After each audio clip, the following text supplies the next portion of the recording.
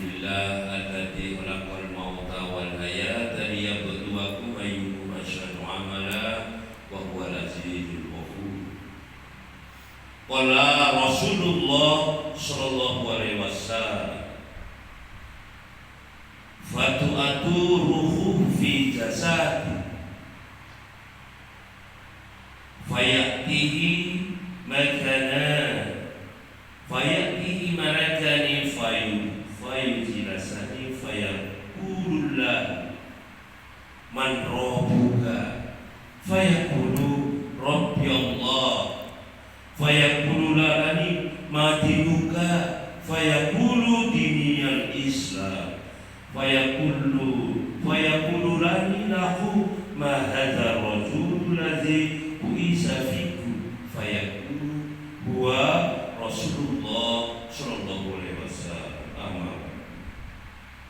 Alhamdulillah kita diberikan hidayah, petunjuk, diberikan taufik, kesehatan sehingga kita dapat sholat subuh berjamaah di Asyura ya 10 Muharram. Nah, dalam suatu hadis bahwa puasa sunnah itu kemarin 9, 10, 11 itu insyaallah aku sudah saja. Bapak Ibu dan saudara sekalian, saya tadi membacakan hadis tentang masalah kematian.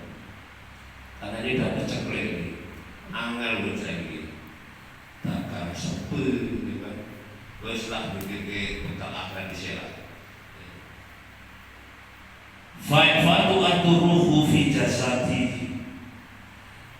Pada saat kita meninggal, maka ruhnya itu dikembalikan ke jasad. Fayatihi malakani fayujilasani fayaqulanu lahu. Kemudian fayujilisani fayaqulani lahu. Kemudian datanglah dua malaikat, bukan lagi. Lalu menunjukkannya. Keduanya bertanya,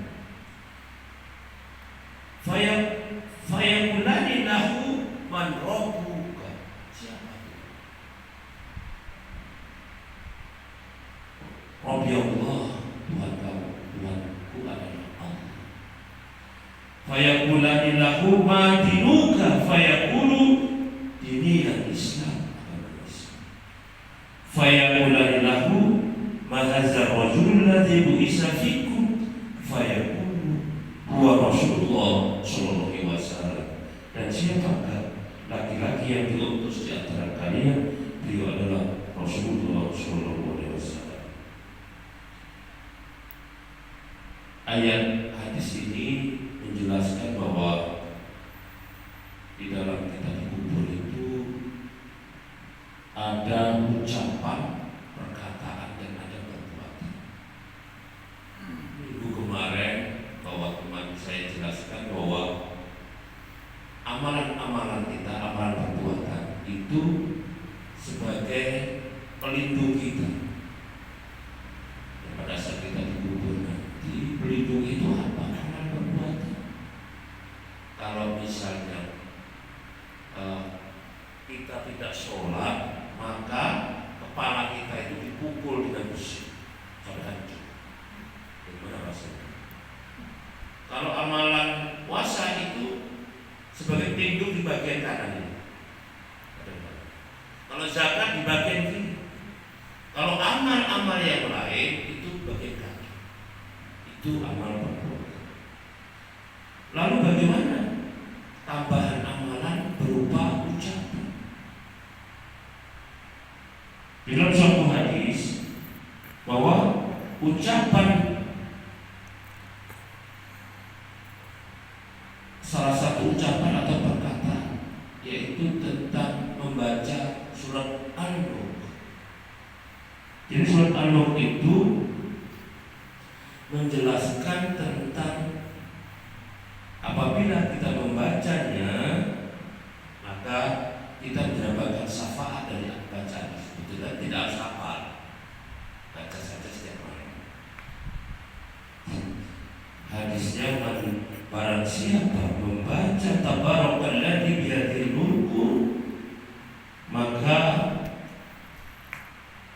Allah akan beri mana aku dari azab kubur. Jadi amalan kita adalah tadi kepala, tapi kalau syafaat yang menolong kita di kubur, dia akan jalan itu kepala di kaki. Pada saat bukan akhirnya akan menyiksa kita, maka dengan bacaan surat Al-Mulk ayat suratnya surat 67 30 ayat. Nah pertanyaannya, mengapa kok hubungannya antara hadis siapa Tuhanmu, siapa agamamu, dan siapa Rasulmu itu karena sudah dijawab di surat Al-Mulk. Jadi latihan kita untuk menjawab itu antara lain adalah dengan membaca surat Al-Mulk. Misalnya di surat Al-Mulk ayat pertama, Tabarakalladzi biyadihil mulku wa huwa ala kulli syai'in qadir. Maha suci Allah yang menguasai segala kerajaan.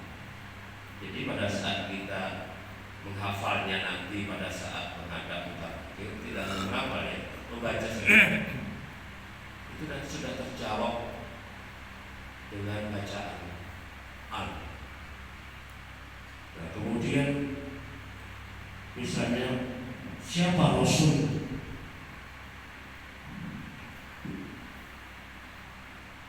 Rasulmu adalah Nabi Muhammad. Itu sudah ada di surat Al-Mulk. Sebagai itu, ada yang beri peringatan?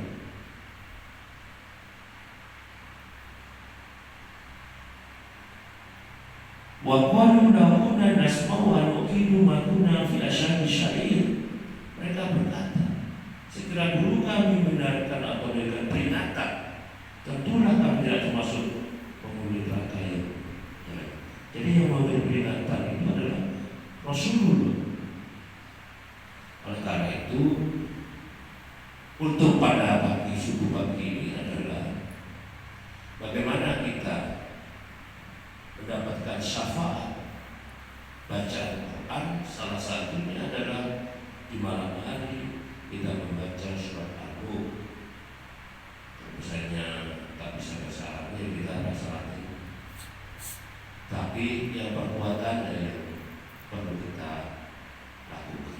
Jadi itu saja yang saya sampaikan, bahwasannya pelindung kita, perkataan kita berupa bacaan Al-Mulk, perbuatan kita berupa amal-amal kebaikan. Itulah tempat kita nanti dikubur. Saya akhiri, wassalamualaikum warahmatullahi